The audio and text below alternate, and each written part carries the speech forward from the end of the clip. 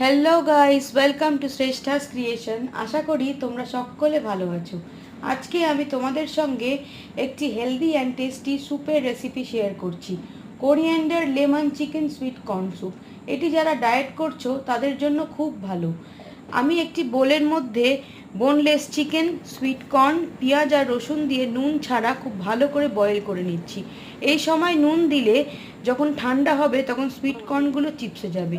এরপর স্ট্রেনারে স্ট্রেন করে স্ট্রিউটা আলাদা করে রেখে দিয়েছি। এরপর একটি প্লেটের মধ্যে বয়েল করে রাখা পেঁয়াজ, রসুন, থ্রেডেড চিকেন, সুইট কর্ন, কুচনো ধনেপাতা আর গন্ধরাজ লেবু একটু রেখে দিয়েছি। এরপর একটা বাটির মধ্যে একটা ডিম, তার মধ্যে নুন আর চিলি ফ্লেক্স দিয়ে ফেটিয়ে রেখেছি। তোমরা চাইলে ডিমটা বাড়িয়ে দিতে পারো। তারপর কর্নফ্লাওয়ার আর বাটার দিয়েছি। কর্নফ্লাওয়ারটা চাইলে স্কিপ করতে পারো। এবার কড়াইটা গরম করে খুবই অল্প একটুখানি বাটার দিয়েছি। বাটারটা দেখবে যেন পুড়ে না যায়। বাটারটা গলে গেলে ওর মধ্যে বয়েলড রসুন, পেঁয়াজ, চিকেন আর সুইট কর্ন দিয়ে খুব ভালো করে সটে করে নেব। সটে করে নেওয়ার পর এটার মধ্যে আমি দিয়ে দেবো ওই চিকেনের স্ট্রুটা দিয়ে খুব ভালো করে আমি একটুখানি বয়েল করে নেব।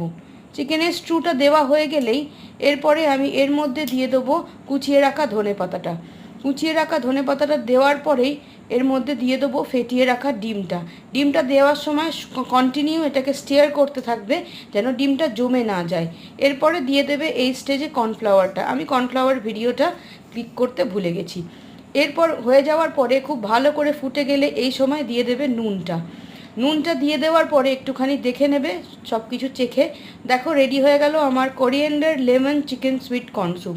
যদি তোমাদের ভালো লাগে প্লিজ একটি কমেন্ট দিও আর আমার চ্যানেলটা সাবস্ক্রাইব করে দিও, লাইক করে দিও। Thank you. সবাই খুব ভালো থেকো।